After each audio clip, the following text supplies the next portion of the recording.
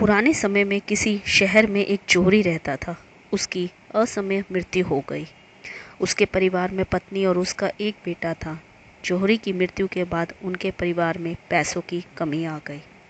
एक दिन माँ ने अपने बेटे को हीरो का हार दिया और कहा, इसे अपने चाचा की दुकान पर बेच दो। इससे जो पैसा मिलेगा वह हमारे काम आएगा। लड़का हार लेकर अपने चाचा की दुकान पर पहुंच गया।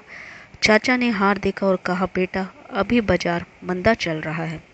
इस हार को तुम बाद में बेचना।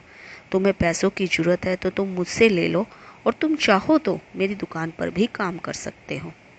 लड़के ने चाचा की बात मान ली और अगले दिन से लड़का अपने चाचे की दुकान पर काम करने लगा। समय के साथ साथ वह लड़का हीरो की अच्छी परख करने लगा था। वह असली और नकली हीरे को तुरंत पहचान लेता था। एक दिन उसके चाचा ने कहा, अभी बाजार बहुत अच्छा चल रहा है, तुम अपना हीरो का हार बेच सकते हो।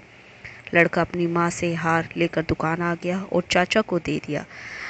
लड़के से अपने चाचा ने कहा, अब तो तुम खुद भी हीरो की परख कर लेते हो। इस हार को देखकर इसकी कीमत का अंदाजा तुम भी लगा सकते हो, इसलिए तुम खुद इस हार की परख करो। लड़के ने हार को ध्यान से देखा तो उसे मालूम पड़ा कि हार तो नकली है। हार में नकली हीरे लगे हुए हैं और इसकी कोई भी कीमत नहीं है। लड़के ने पूरी बात बताई तो चाचा ने कहा, मैं तो शुरू से ही जानता हूँ कि ये तो नकली हीरे हैं, लेकिन अगर मैं उस दिन तुम्हें ये बात कहता तो तुम मुझे गलत ही समझते। तुम्हें यही लगता कि मैं ये हार हड़पना चाहता हूँ, इसलिए इसे नकली बता रहा हूँ। तुम्हें इस समय हीरो की हार का कोई ज्ञान नहीं था।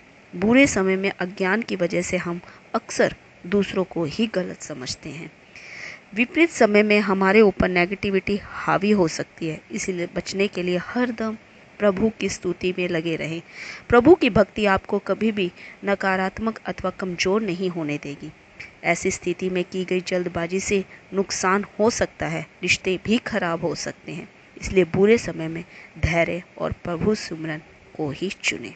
जय श्री राम। राधे राधे।